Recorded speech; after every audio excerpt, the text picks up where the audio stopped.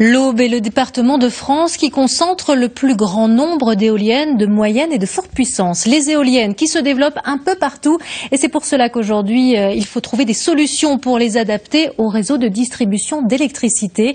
C'est l'objectif du projet Ventea qui a été dévoilé ce matin en mairie de Troyes. Tiffaine Leroux, Olivier Mayer.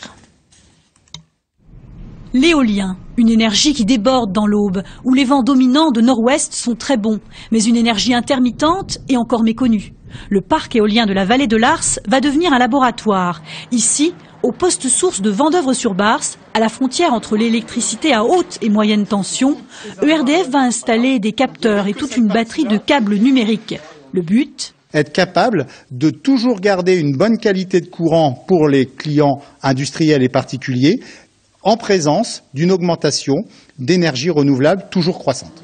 23,4 millions d'euros ont été accordés au projet Ventea, lancé ce jeudi par ERDF et l'ADEME.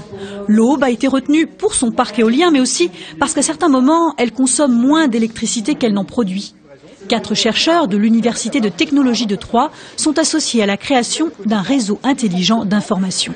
Ça devrait permettre d'élaborer des politiques de conduite de réseau qui permettent de tirer le meilleur parti de cette énergie, c'est-à-dire de ne pas en perdre. Parce que si on n'arrive pas à la faire remonter au niveau haute tension pour finalement la distribuer à une échelle nationale, l'énergie produite, elle est en partie perdue.